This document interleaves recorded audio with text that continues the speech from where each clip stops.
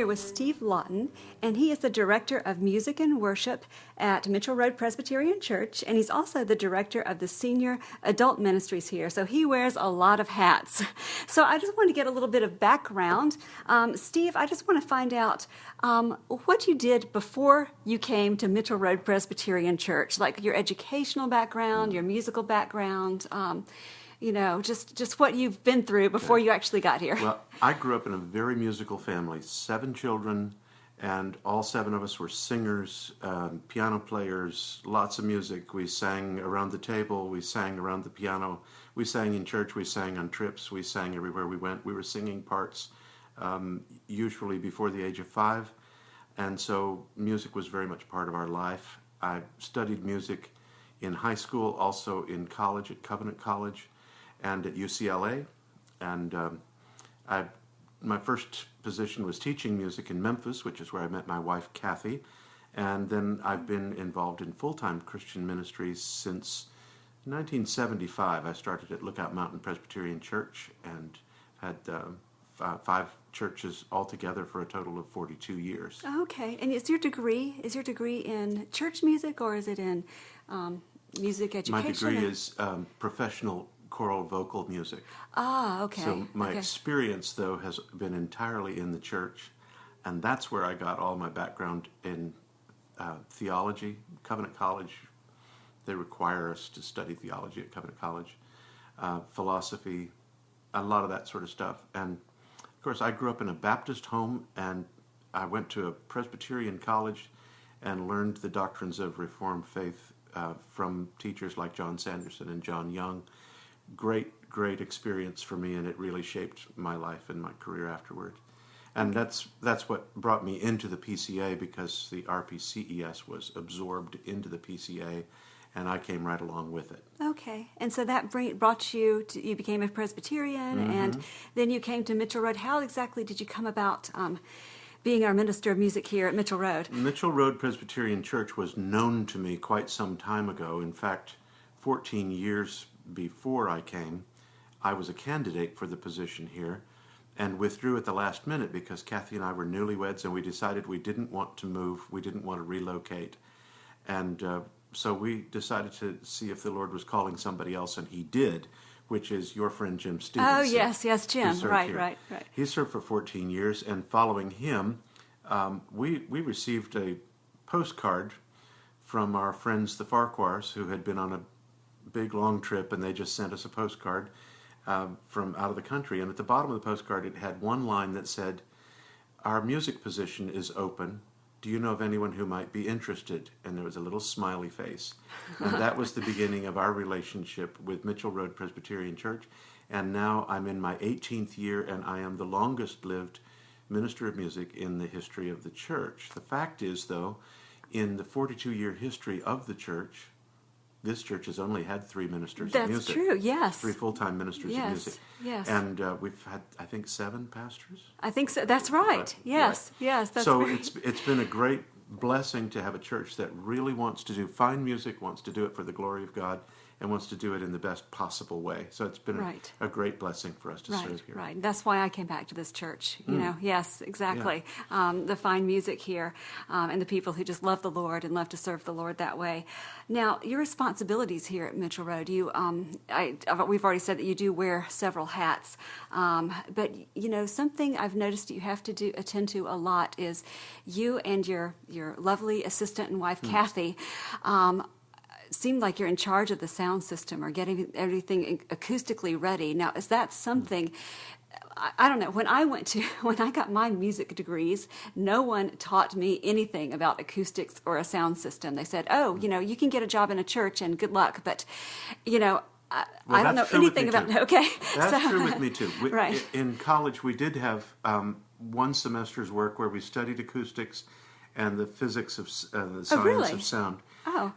And we did talk about that a little bit, but more of it was the experience of touring with the Covenant College Chorale. I've toured with them as a student and then as a student director of the chorale, but then I also toured with them for 8 years as their public relations person and director of Covenant Singers. So I found that my exposure to the whole experience of acoustics every time you walk into a different church, you take the same musical ensemble, the same musicians, into a different space, and you can immediately tell the difference in the sound.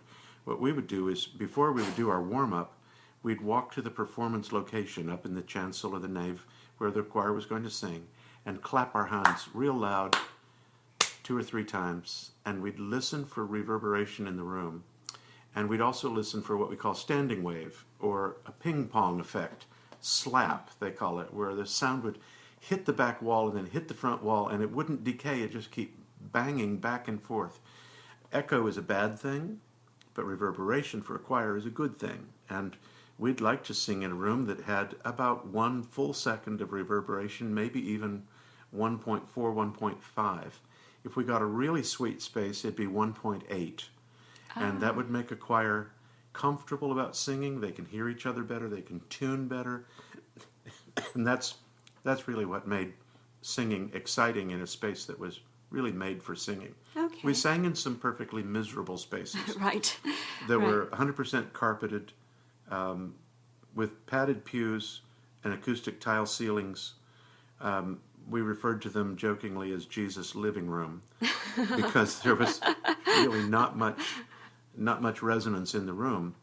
And you think about the room where a choir or vocalist sings, you should think about it as the shape of the piano where the strings do their work.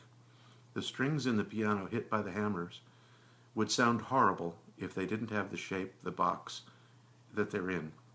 And it's true of a choir too. The choir or vocalists in general are only as good as the space in which we put them. That's true about pipe organs or regular electronic organs. It's true about orchestras. Right.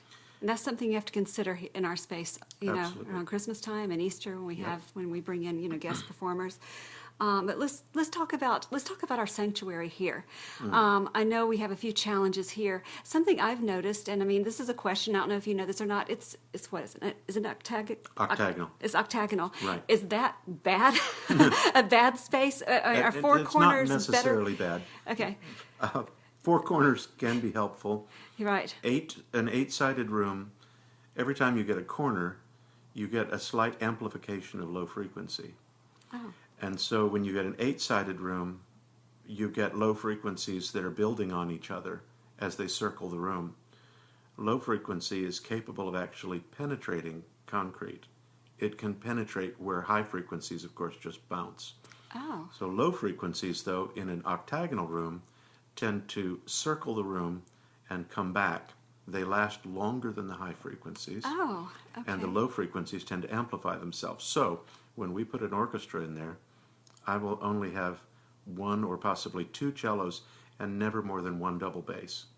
Oh, And when the bass drum hits the bass drum, the bass drum will scare you to death. Oh, okay.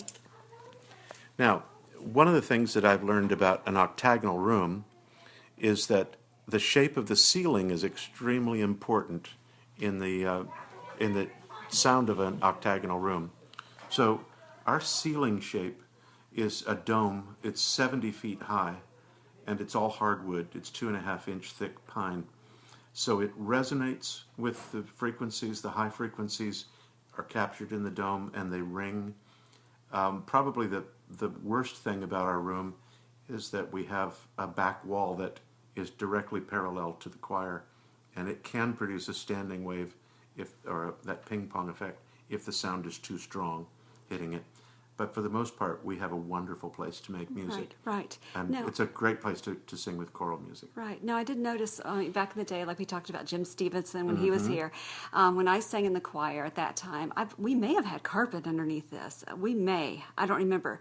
But I came back, and there were some adjustments that had been made to the sanctuary. That's right. Do you know what was done to enhance the... Before I came that they made the changes, but I do believe that the platform was carpeted, and there were steps up to the platform that were carpeted.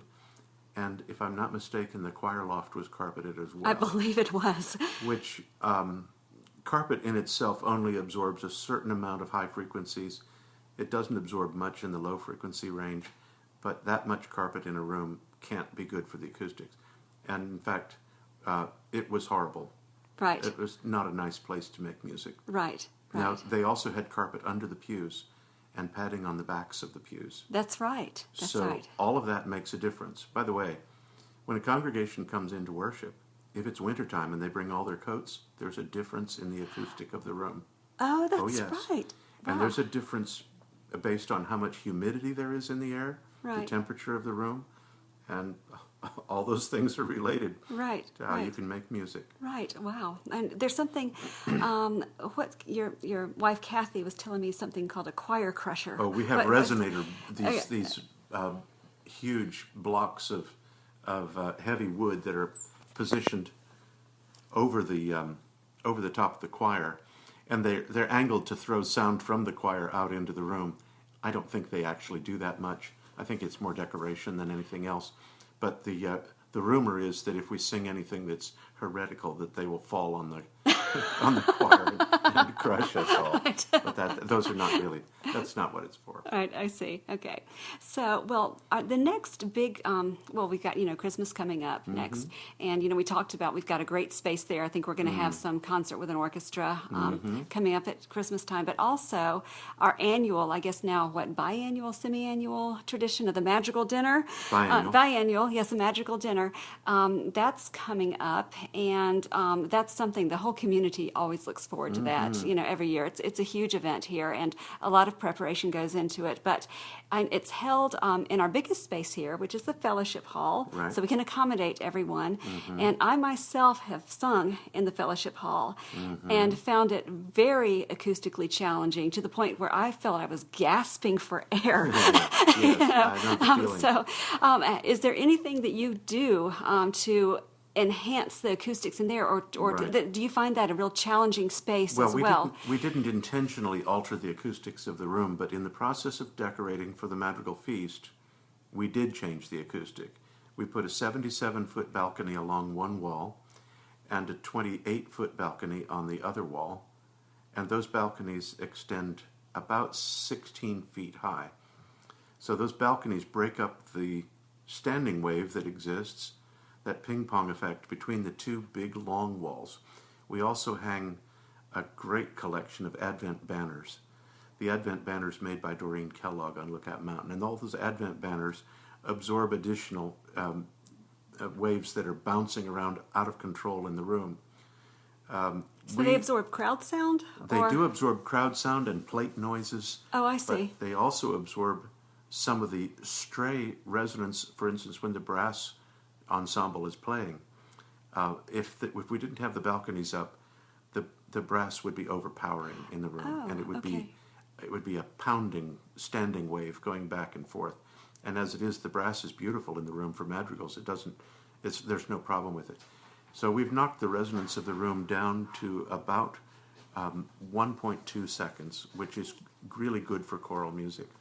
And in addition to that, we do hang microphones over the singers, and we make sure that everybody in the room gets a chance to hear it, even if there's a conversation going on. Okay, so the mic's over the singers.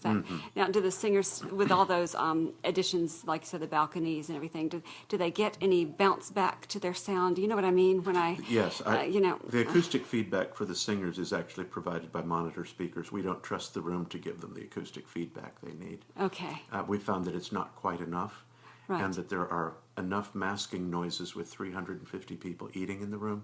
The masking noise of conversations would kill whatever auditory feedback the singers would get from the acoustic of the room. So we don't depend on that. We put a monitor speaker in front, and we send the sound of the singers back to their ears so they can hear it. It's not ideal. Singers would far, far, far rather work with no electronics.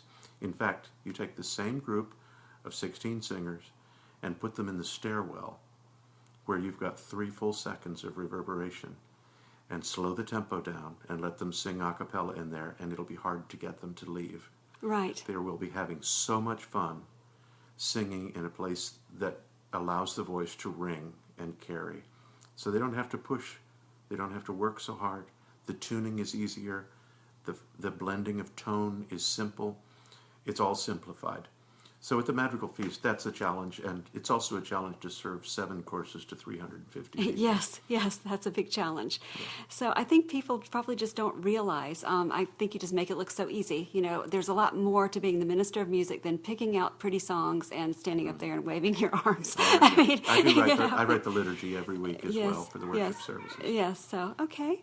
Well, why don't you tell us about some future things coming up at Mitchell Road? I know that we have, you do a series of even songs here and songs, and you bring in local artists a lot of times, and that's always a big treat for people in the community come out for. Well, that's true. Those Last concerts. year we had Dan Forrest come and play just an evening of his own hymn arrangements on piano, and we posted the words up on the screen so people could see, and it was a lovely evening.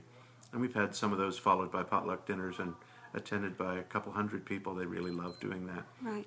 During the Advent season, we'll have, each Sunday evening, we'll have an Advent concert, and it'll be a different person, different group each time. Yeah. But for each artist, you still have acoustical considerations. And we do. Some of them require a little bit of amplification.